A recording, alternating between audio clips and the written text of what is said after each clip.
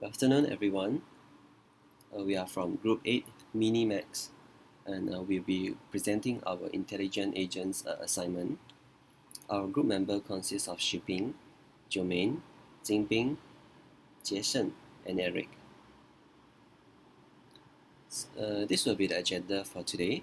So we'll be covering the introductions, the agent specifications, the two architectures of the hybrid, and the practical reasoning, and also the analysis of the result.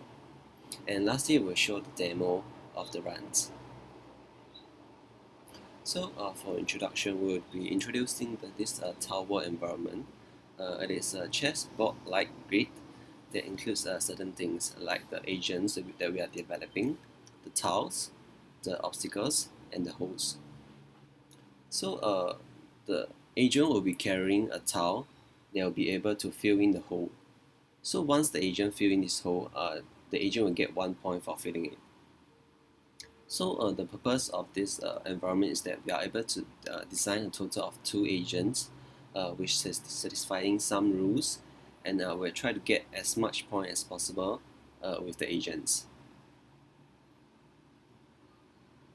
So for the agent specification, the agents have a maximum of 5.5 grid set of sensing range, and there's a limited set of actions that it can do. Like it can move up, move down, move left, or move right. It can also pick up tile, drop the tile, or even go back to the refuel station and refuel its energy. It can carry a maximum of 3 tiles, and each step that the agent take will take up 1 fuel. There's a maximum level of fuel that an agent can carry. So if the fuel ran out, it will stop moving and the run will end. For every step that it takes, it will go through the sense, think, act cycle. The first agent architecture we'll be introducing today will be the hybrid architecture. These are the basic sense, think, and act cycle. So after the sensing has been done, we'll be going to the thought layer. There's a few things to consider here before taking the actions. The agent will always check for the fuel level before doing any other things.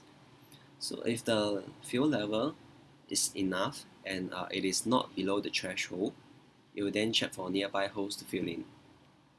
If the agent is carrying any tiles, it will then drop the tiles and fill in the hole. If the agent is not carrying any tile and no nearby hole has been sensed, you will be checking for the nearby tiles. If it senses any nearby tiles, it will go to the tiles and pick it up. Lastly, if there are no nearby tiles or even holes, the agent will just proceed with the designated pathing strategy. This is the pathing strategy for hybrid architecture. So before the agent starts to explore the environment, you'll first go to the refuel point of here. This is the common starting point for both agents. After refueling their fuel, agent 1 will move via these blue lines as the exploring path. While moving along this path, you also check for nearby tiles to pick it up and nearby holes to fill it in. It will then follow this designated arrow path to comb through this whole area.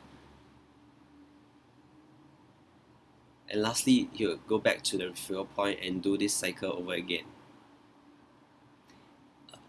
Agent 2 will be doing the same thing along this other half of the square. The advantage of this strategy is that the agent is able to cover more areas while minimizing the overlapping path movements with other agents, and that the refueling station is equally accessible among both the agents. The commitment strategy for our hybrid architecture is that the agent will always generate a new path towards goal at every step. The agent will strictly move towards the target entity without caring about the nearby similar entities. And also the agents will be actively avoiding obstacles. This can be done because the computational cost for this is not an issue inside this discrete environment. The second architectural design that I'll be introducing today is the practical reasoning architecture. So for a start, the practical reasoning agent will get the closest entity in the sensor range, the entity like the tiles, the holes, or even the obstacles, and also from the memory as well. So with all this information, we can generate the deliberations, which are also called the intent. Afterwards, we'll be using the intent to generate the plan, and the plan will be executed. For example, let's say like trying to pick up a tile or trying to fill in the hole. So after this action has been done, the memory will be updated, and the cycle will be repeated. For practical reasoning agents, the priority to survive is higher than any other intentions. The condition to derive the streak or legs refueling is through a distance called D, which is calculated using the A-star algorithm and added with some other parameters. So if the fuel level falls below a certain range, the intention will change to the streak refueling or even the legs refueling. There are a few considerations to generate a new intent. For example, if the location of the tile is known and the location of the hole is known as well, but we are not carrying any tiles. So in this case, the intent for the agent will be head to tiles, because they are finding tiles, they'll be finding tiles to pick it up. In another example, that the location of the tile is known and the location of the hole is known as well, and the agent is carrying tile, then the new intent will be heading to hole because it has tiles that it can fill in the hole. Basically, these are some of the conditions that you can be considered while generating a new intent. For plan generation, as mentioned before, you'll be based on the intent that we have generated. The A-star algorithm will also be used to generate the path. For commitment, we'll be replanning every step based on the new intent due to the new priorities. For example, while exploring towards the coordinate X and Y, agent sees a new hole, and the new hole will become its new priority. This is because that the obstacles may also be generated during each step, which might be interfering with the existing route that we have planned.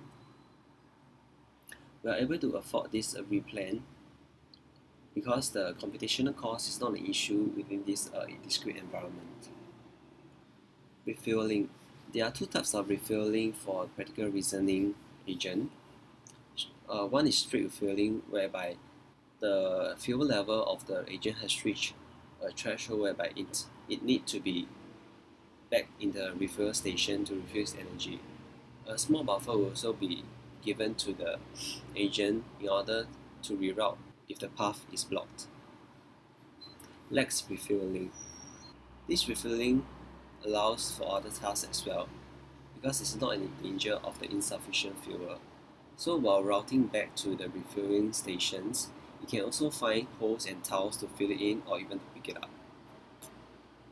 Practical reasoning agents' positioning will also be adjusted so that it will not be wasting the sensing range of the 5x5 grid. So using this example below, we can see that if the agent is around this position, it will be wasting around 10 grids of sensing range. So in order to avoid this, we'll be adjusting the positioning of the agents to be around here so they can fully utilize the sensor range. For exploration plan generations, the practical reasoning agent will always be committed to the same location while exploring. However, to avoid obstacles, we'll be recalculating the path to the location at every step taken. Agent is committed to reach locations until new intent has been generated. While exploring, if there are new intent generated and the new intent has been satisfied, you'll be resuming the explorations and you'll be back to the same locations. So after reaching the new location, you then generate a new intent or even new locations to go to. So let's take a look at the points scored for each agent. So firstly, for the hybrid agents, the scores are shown below. A total run of 20 times was run for each configurations, and for each configuration, the total score of the lowest and highest is recorded. And we'll use the total 20 runs to get the mean score for each configurations.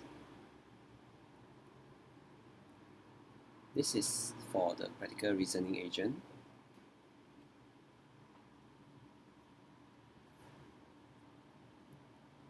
So for comparison, there are some scenarios whereby the point score fluctuates a lot. Taking example configuration 3 of the practical reasoning, the lowest score is 33, but the mean score is 92. And this shows that the score fluctuates a lot. This can be caused by some reasons. One reason can be that the agents might not be able to get back to the referral point before the fuel runs out, or the random obstacles blocks appears and blocks the path to the destinations. From this score, we can deduce that the practical reasoning design architecture is better in this environment as it produces a higher score in both the highest score column and as well as the main score column. Now we'll show you a demo for the run. This is the demonstration for our practical agent. These are the parameters for configuration 1, and I've already set up the input parameters and the seed. For this window, I've scaled it to 90% so that we'll be able to see the full map. The output is given here along with the score.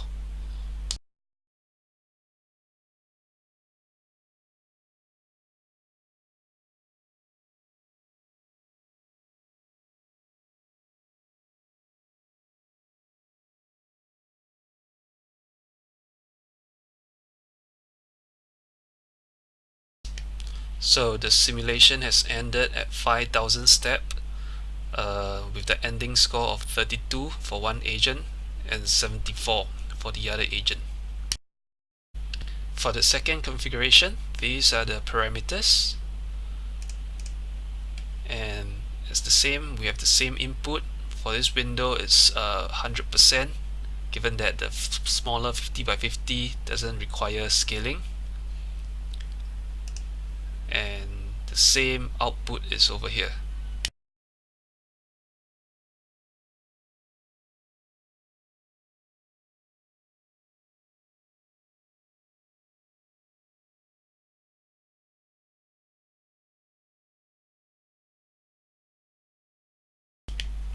So the simulation has ended with the score of 599 for one agent and 559 for the other. For our final third configuration, these are the given parameters. Again, I've set it up with the standard input. For this case, I've scaled it to about 60% so that we can see the full 300 by 25 dimension. And again, the output can be seen over here.